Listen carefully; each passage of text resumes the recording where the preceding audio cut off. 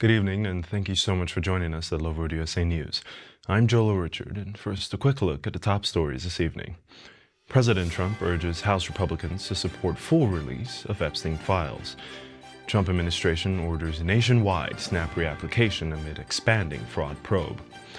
National Guard drawdown in Portland and Chicago as court fights and holiday shifts Trump-era deployments. Federal agents arrest 81 in Charlotte as immigration enforcement expands. Alleged $100,000 juror bribery plot disrupts NYC drug trial of ex-heavyweight boxer. And now to the news. President Donald Trump has called on House Republicans to vote in favor of releasing all remaining Jeffrey Epstein documents, marking a shift from his earlier position that Democrats were using the issue as a distraction. The president said lawmakers should back the measure because we have nothing to hide, even as Democrats continue releasing selective emails referencing Trump, none of which allege wrongdoing.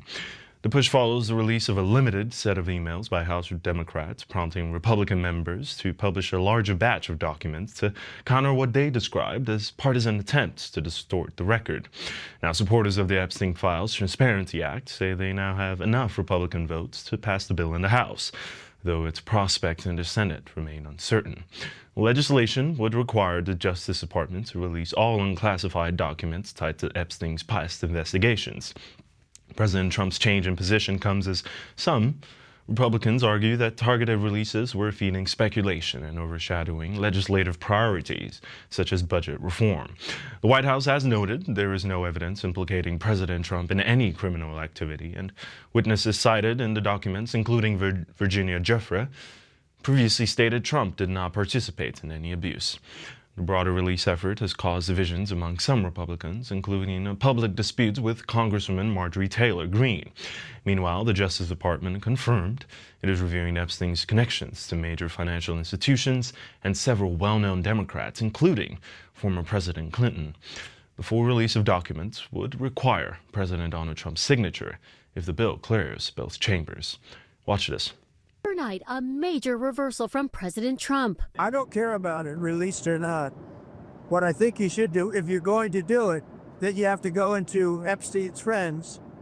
This Reid Hoffman spent a lot of time on the island. I was never on his island. Bill Clinton went there supposedly 28 times. Trump last night making his new position clear. House Republicans should vote to release the Epstein files because we have nothing to hide, and it's time to move on from this Democrat hoax. It comes ahead of tomorrow's expected vote in the House on a bill that could force the release of all of the Justice Department's files on Epstein. Subsequently, the Trump administration is requiring all Supplemental Nutrition Assistance Program recipients to reapply for benefits as part of a broad effort to address fraud and eligibility issues. Agriculture Secretary Brooke Rollins said states must verify that households still qualify for SNAP, which currently supports more than 40 million Americans. She said the review became a priority after early audits showed gaps in state reporting and long-standing oversight problems. Now, according to the Department of Agriculture, preliminary data from 29 participating states revealed significant misuse of benefits, including 186,000 deceased individuals listed as active recipients, and roughly 500,000 people receiving benefits in multiple states. Now, federal figures also show more than 226,000 fraudulent claims and over 691,000 unauthorized transactions tied to card skimming and similar electronic theft. Stolen benefits cost the government more than $102 million in the first quarter of fiscal year 2025, a steep increase from the previous year. Rollins said the Trump administration has already removed approximately 700,000 individuals from the program and has made more than 100 related arrests. She attributed much of the expansion in the SNAP costs to policies implemented under former President Joe Biden, noting that federal spending on the program reached historic highs during his administration. Last year, SNAP expenditures totaled nearly $100 billion, with average benefits of $187 per participant per month. The administration argues the reapplication requirement is necessary to ensure that taxpayer-funded benefits reach eligible families rather than fraudulent recipients. Rollins said the ongoing government shutdown has put renewed attention on federal spending and program integrity. She also added that the goal is to preserve resources for households that legitimately depend on SNAP while tightening enforcement in states that have lagged in compliance. In other news tonight, hundreds of National Guard troops deployed under President Donald Trump's immigration crackdown are being sent home from Chicago and Portland, Oregon, while those remaining will stay off the streets amid ongoing legal battles over the deployments. Now, the moves affect forces sent from California and Texas and come as U.S. Northern Command said it is shifting and or right-sizing units in Portland, Los Angeles, and Chicago, while still maintaining what it called a constant long-term presence in each city. Now, in the Portland area, about 200 California National Guard troops currently deployed to Oregon will return home, with roughly 100 staying on in the region for training. The number of Oregon National Guard personnel on deployment there will also be cut from about 200 to 100. In Chicago, roughly 200 Texas National Guard troops are being sent home, while around 200 soldiers will remain on standby at Fort Bliss in Texas and New Mexico. Now, about 300 Illinois National Guard troops will stay in the Chicago area for training only and are not currently allowed to conduct operations with the Department of Homeland Security under existing legal restrictions. State and local officials have challenged the legality of President Trump's expanded Guard missions, and federal courts have scrutinized whether the administration met statutory requirements for sending troops into cities like Portland. California Governor Gavin Newsom's office said the president never should have illegally deployed our troops in the first place and welcomed the decision to bring them home. A defense official also indicated that the upcoming holiday season may have been a factor in adjusting the deployments. The Guard assignments have been among the most controversial initiatives of Trump's second term, highlighting a broader willingness to use military forces in support of domestic policy goals, particularly on immigration and public safety. Troops, including active duty Marines, were deployed to Los Angeles during immigration protests and sent to Washington, D.C. as part of a wider federal response to crime concerns before the mission later grew to include Portland and Chicago. Now, while National Guard members have not been used as frontline law enforcement, they have been tasked with protecting federal facilities, especially those tied to immigration enforcement, and about 100 troops remain on deployment in Los Angeles as other units are scaled back. Speaking of federal authorities have arrested 81 individuals in Charlotte, North Carolina, as part of President Donald Trump's nationwide immigration crackdown. Greg Bovino, a senior border official previously involved in Chicago operations, said the arrest occurred within a 5-hour window on Saturday. DHS also reported that a U.S. citizen was taken into custody after allegedly ramming a law enforcement vehicle and injuring an officer. Charlotte, which is a smaller city than Los Angeles or Chicago, two earlier enforcement hubs, has become the latest focus of stepped-up federal operations. Bovino stated that Operation Charlotte's Web targeted individuals with significant criminal and immigration histories, and also indicated that additional actions are planned. DHS released footage of a separate vehicle pursuit in which a driver allegedly attempted to flee after striking police cars. Local reaction included protests on Saturday, with demonstrators objecting to the increased federal presence. North Carolina Governor Josh Stein criticized the operation, claiming agents engage in racial profiling and use unmarked vehicles, allegations federal officials have not confirmed. DHS, however, has declined to specify how long the Charlotte operations will continue. Chicago's law enforcement launch in September remains ongoing. The Charlotte arrests follow President Donald Trump's broader directive to expand immigration enforcement and public safety operations in major urban centers. Federal agencies have emphasized that similar actions may continue in additional cities as part of their national strategy. Let's have a look. Tonight, dozens arrested in Charlotte, North Carolina. The Department of Homeland Security officially announcing Operation Charlotte's Web, saying it's targeting, quote, the worst of the worst criminal illegal aliens. Gregory Bovino, the Customs and Border Patrol commander overseeing the operation, on social media touting 81 arrests on Saturday, claiming many of them had significant criminal and immigration histories. Federal agents seen detaining people across the city throughout the weekend. The news will be back after this break.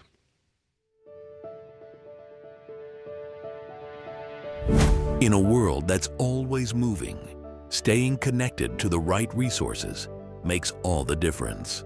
Welcome to the Loveworld App Store.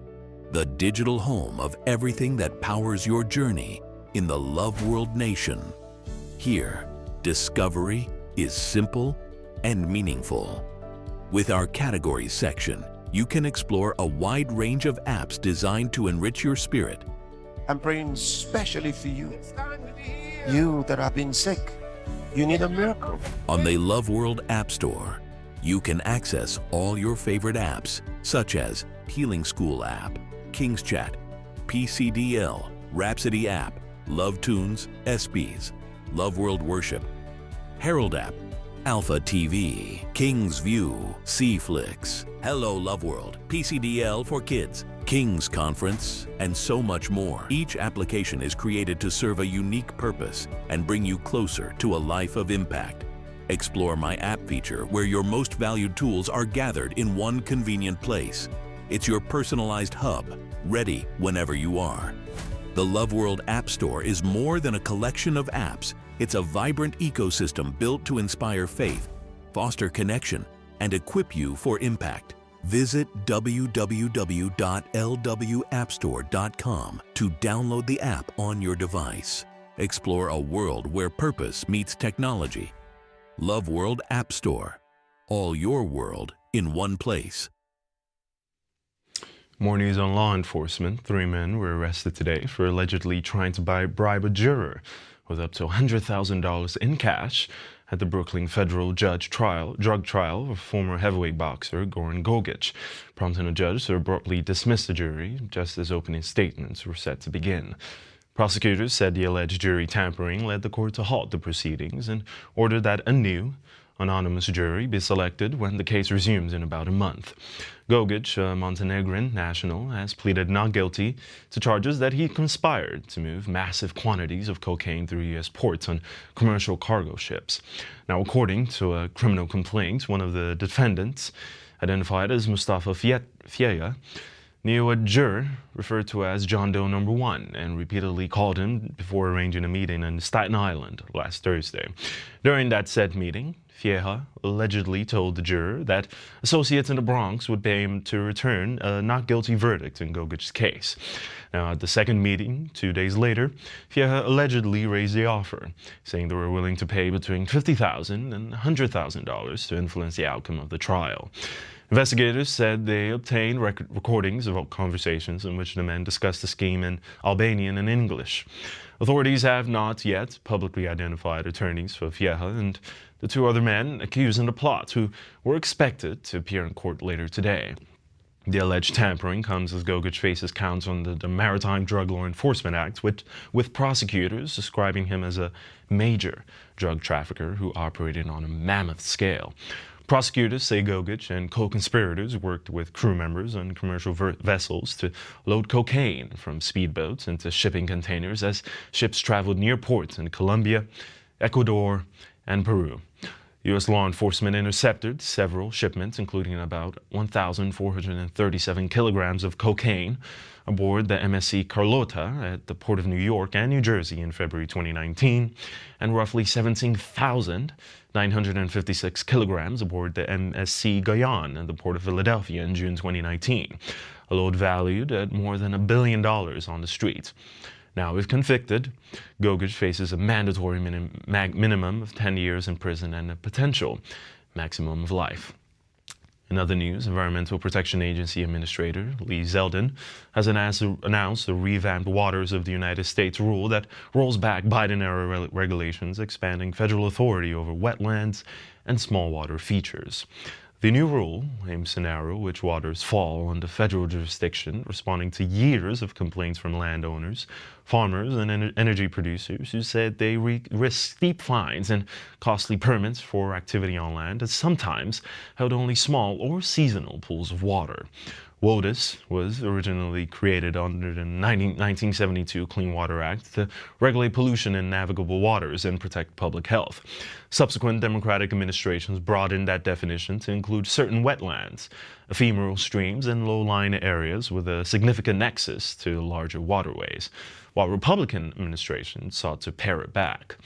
Zeldin's approach is built around the Supreme Court's 2023 Sackett v. EPA decision, which held that only wetlands and waters with a continuous surface connection to traditionally navigable waters can be regulated as waters of the United States.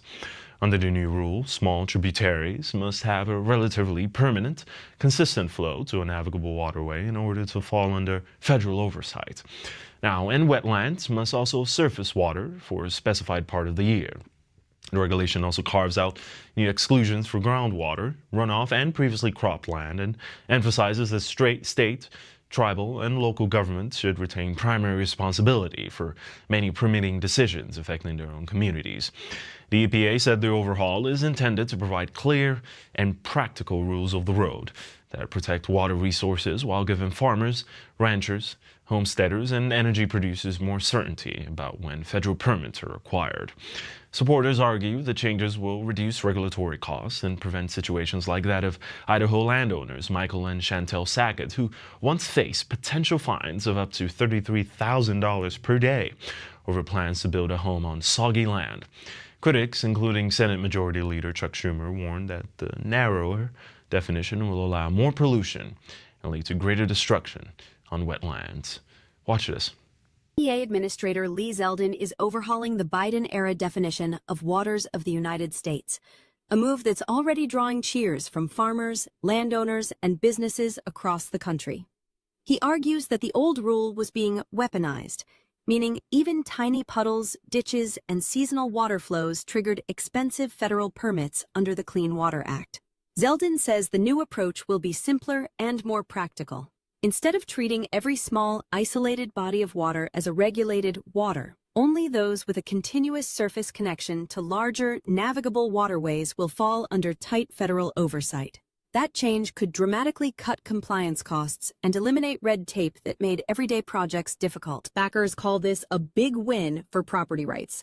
Their claim, under the previous rule, landowners were burdened by unclear regulation, facing permits even for water that doesn't actually flow into any major water system. Now, with clearer legal definitions, landowners can build, farm, and develop without constant regulatory fear. Zeldin says this revision restores common sense and aligns with a 2023 Supreme Court decision that limited how broadly the government can define water. Amidst the wave of international trade agreements, Samsung Electronics and other major South Korean companies have announced expanded domestic investment plans following the new trade agreements between Seoul and Washington that averted steep U.S. tariffs. The pledges were unveiled at a Sunday meeting with President Lee Jae-myung, who has sought to calm concerns that large conglomerates might shift too much capital to the United States under the deal. South Korea has committed to investing $350 billion in U.S. industries in exchange for avoiding the Trump administration's highest tariff rates. Samsung said it will invest about $310 billion over the next 5 years to expand operations inside South Korea. The plan includes constructing an additional production line at its Pyeongtaek chip manufacturing hub, with operations scheduled to begin in 2028 to meet growing worldwide demand for memory chips driven by artificial intelligence. The company also intends to build AI data centers in South Jeolla province and the southeastern city of Gumi, supporting efforts to spread high-tech development beyond the Seoul metropolitan area. Hyundai Motor Group, the country's largest automaker, announced it will invest about $86.3 billion from 2026 to 2030 in domestic research and development and next-generation technologies, including AI, robotics, and autonomous driving. Other major firms, including SK Group and shipbuilders Hanwha Ocean and HD Hyundai, also outlined plans to increase investments at home. These companies are key players in South Korea's commitments to support the U.S. shipbuilding industry, which was a focal point in trade discussions with the United States. President Lee thanked business leaders for their role in securing the trade agreement, but urged them strongly to make strong spending in South Korea to address public concerns about jobs and growth. He said his administration is considering regulatory and policy changes to improve the domestic business environment. Under the finalized deal, South Korea will direct $150 billion toward the U.S. shipbuilding sector and $200 billion in other American industries, with annual investments capped at $20 billion. In return, The United States will reduce tariffs on South Korean cars and auto parts from 25% to 15% and apply future semiconductor tariffs on terms at least as favorable as those imposed on rival producers. Watch this.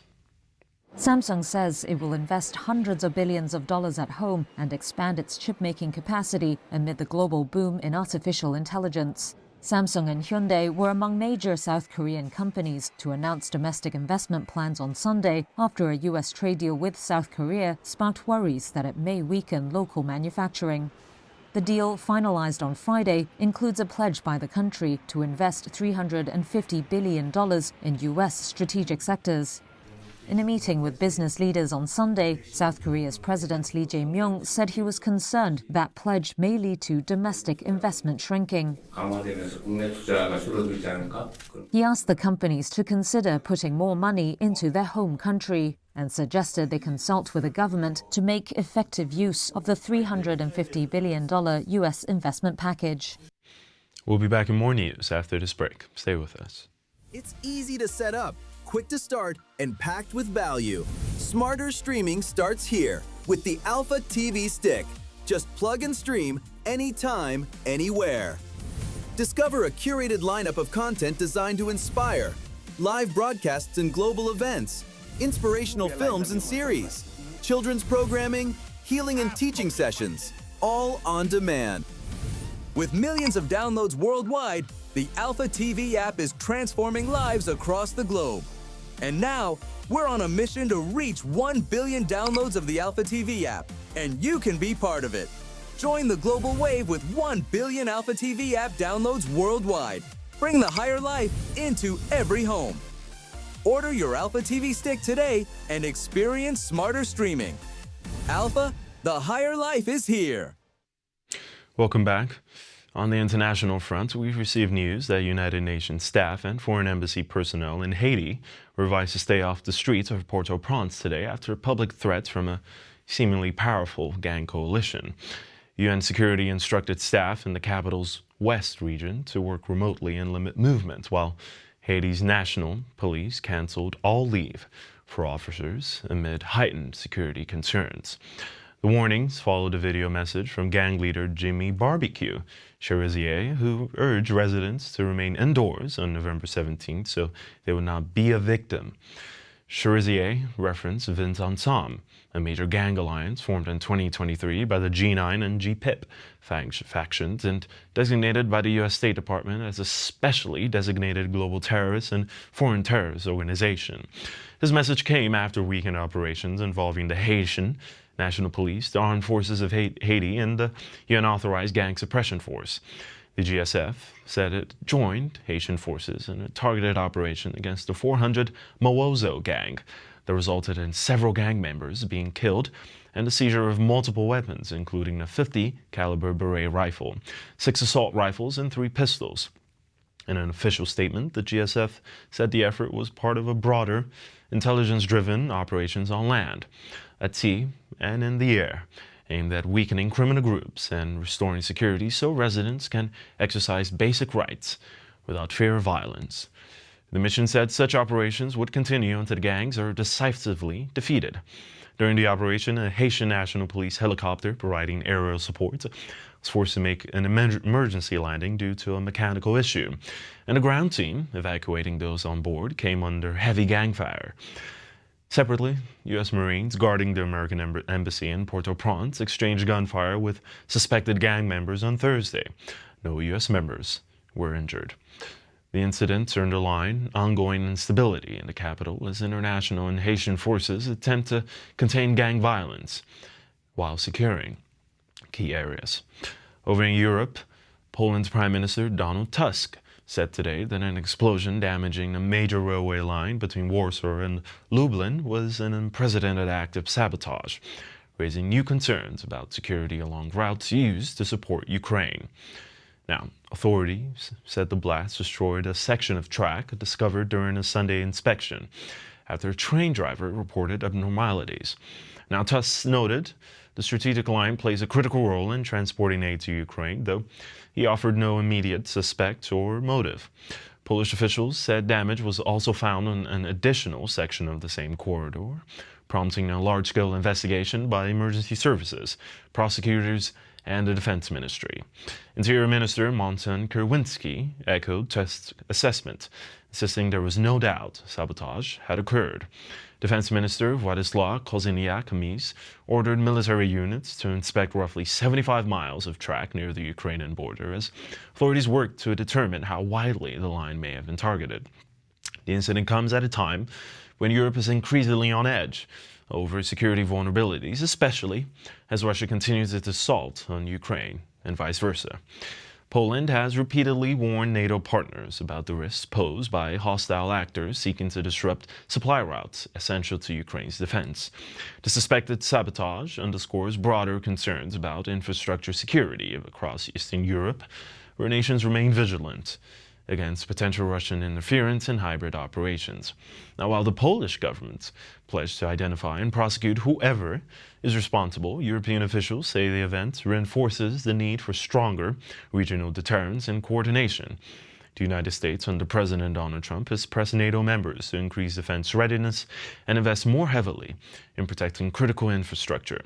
Now, as Poland deepens its investigation, questions about foreign involvement and the future stability of European supply lines are likely to intensify in the months ahead. Let's take a look. Railway line linking Warsaw to southeastern Poland was damaged by a weekend explosion that the Prime Minister is calling an act of sabotage. A train driver on the line between Warsaw and Lublin reported track irregularities yesterday. Further inspection determined there was damage to a section of track near a village about 100 kilometers southeast of Warsaw. Officials say no injuries were reported. Poland's Prime Minister, who visited the site, says that the line is crucially important for delivering aid to Ukraine. Nie ma niestety wątpliwości, że mamy do czynienia z aktem dywersji. Na szczęście nie doszło do tragedii, ale sprawa jest bardzo poważna. Na miejscu jest policja, CBŚ, prokuratura, eksperci badają każdy szczegół tej sprawy. Niestety, jak wiemy, już w tej chwili do podobnego zdarzenia mogło dojść również na południowy wschód od tego miejsca, na tej samej trasie kolejowej, gdzie również mieliśmy do czynienia z próbą destabilizacji i zniszczenia infrastruktury kolejowej, która także mogła doprowadzić do katastrofy kolejowej. Just before we end the news tonight, let's take a quick look at tomorrow's weather forecast.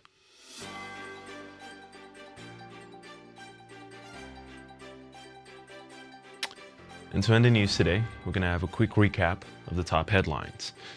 President Trump urges House Republicans to support full release of Epstein files.